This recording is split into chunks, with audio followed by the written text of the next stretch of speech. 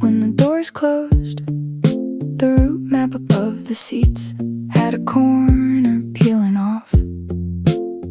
Someone near the back was carrying a boxed fan. The cardboard kept sliding every time the bus turned.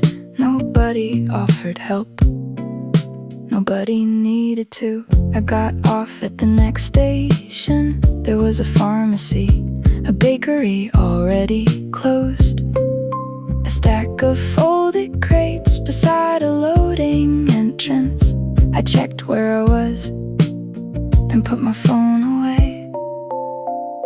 A different street, a different set of signs, cars parked where I hadn't seen them before.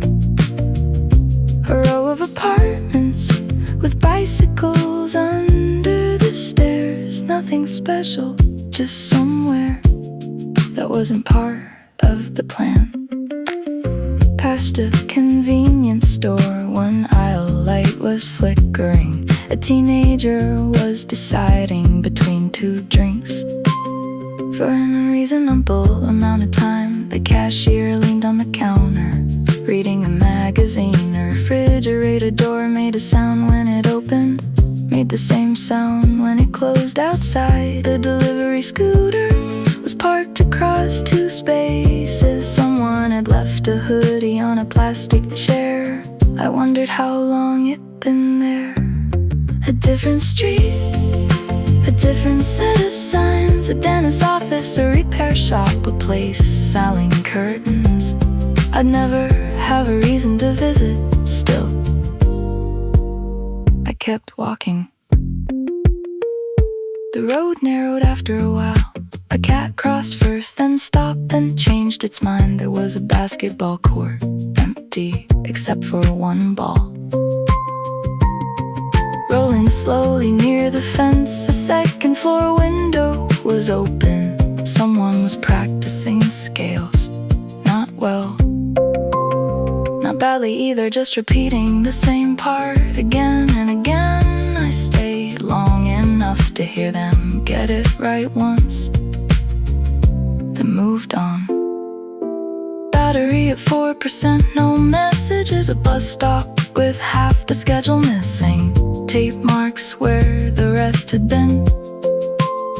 Two people arguing quietly outside a laundromat about something too ordinary to remember later. The machines kept turning, nobody looked in a hurry. A different street, a different set of signs, the kind of places people pass every day without needing a story about them. A hardware store, a narrow alley, a green bench, a building with no name out front.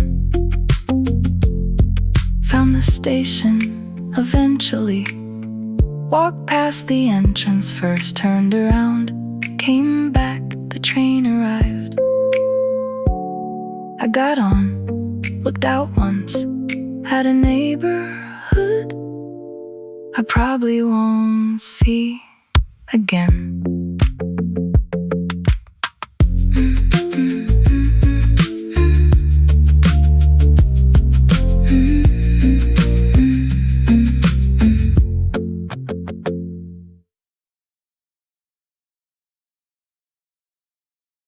Pressed the second button down, set my phone beside the sauces. 2 minutes showed up in green, like it had all evening to spare.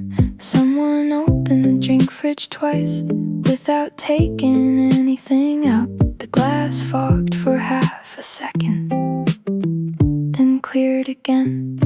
A delivery receipt curled at the edge of the counter by the register. Nobody picked it up, nobody seemed to notice. The tray kept turning, nothing changed except the numbers. I read the same sandwich label twice, looked at things I wasn't gonna buy. A charger hanging on aisle 3, missing one plastic hook. The microwave light went around and around like it was working harder than the rest of us. Nobody said much, nothing really happened until the beep. stack of paper cups leaned slightly left near the coffee machine. One of them looked ready to fall, but never did. The freezer door reflected part of my jacket cut off at the shoulder, like someone had cropped the picture wrong. A kid counted coins near the register, then changed his mind halfway through, put them back into his pocket, and grabbed a different drink. The tray kept turning, I watched it for no good reason. I read the same sandwich label twice, looked at things I wasn't gonna buy. A charger hanging on aisle 3, missing one plastic hook. The microwave light went around and around like it was working harder than the rest of us. Nobody said much, nothing really happened until the beep.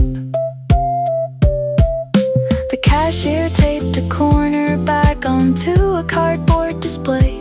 A song I didn't recognize played through a tired ceiling speaker. Outside a bus stop, then left again. I only knew because the door sighed. The numbers disappeared before I looked up. The glass gave back a different reflection. I grabbed the tray, folded the receipt once, walked out past the drink fridge, still deciding on nothing. The microwave light stopped where it was. The store stayed exactly the same. Nobody said goodbye. Nothing really happened until the beep. The automatic door opened, warm air for a second, then the sound was gone too.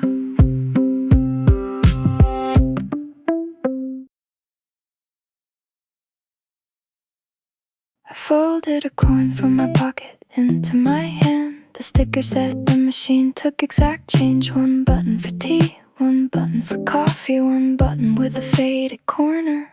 I picked the one in the middle, nothing dropped. I pressed it again, still nothing. The display stayed lit, like everything was working. I tried the return slot twice, then a third time slower.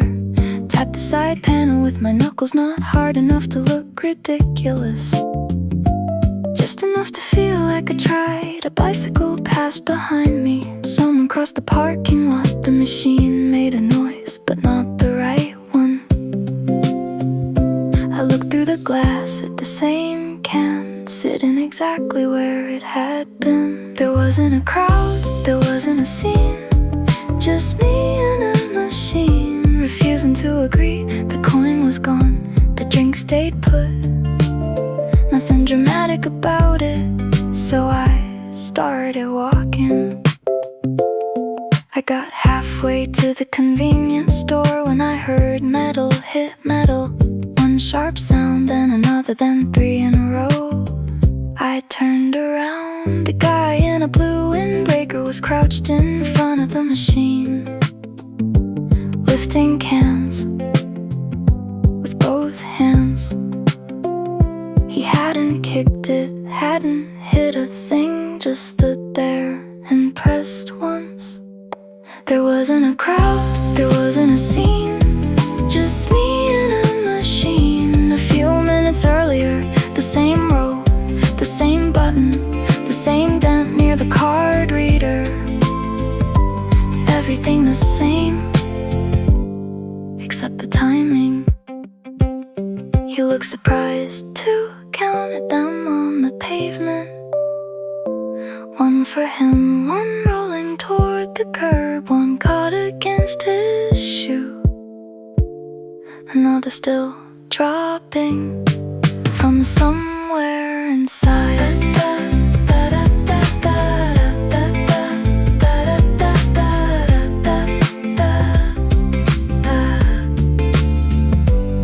I checked my pocket, out of habit, even though I already knew there was nothing left in it. The machine kept humming, the parking lot quiet, he carried the drinks away without hurrying. The automatic doors opened at the convenience store behind me, and somewhere across the lot, one last can fell after nobody was watching.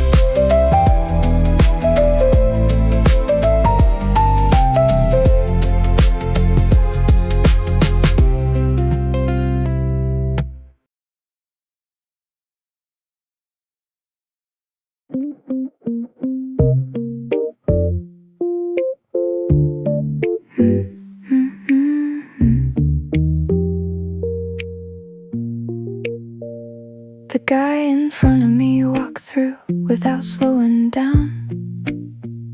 The door slid open before his second step. I followed a few seconds later, carrying a paper bag. The sticker on the glass said automatic entrance. The glass stayed where it was. I stopped, looked up, looked for one of those black sensor boxes mounted above the frame. Took half a step back, then forward again. The doors opened halfway, thought about it, then closed like they changed their mind.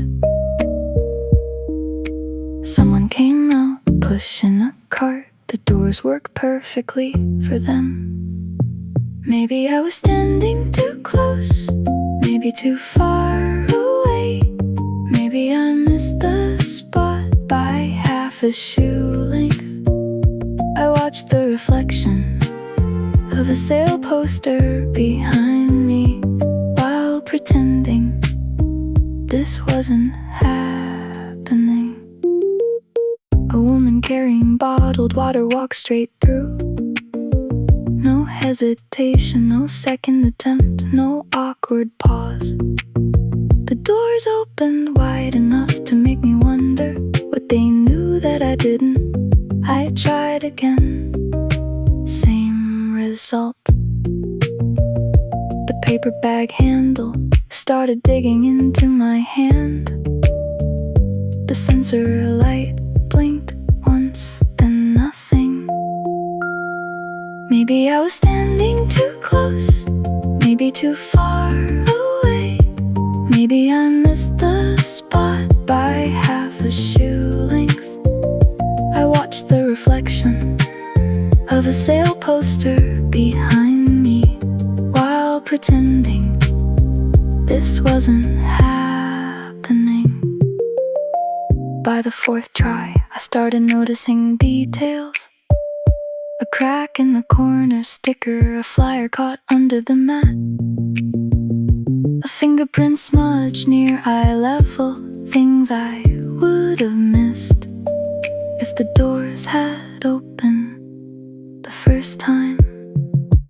Then, teenager looking at his phone walked toward the entrance without even glancing up. The doors opened immediately. I stepped in behind him, like that had been the plan the whole time. Inside, the air conditioner was louder than I expected. I picked up a basket and acted like I'd never been outside.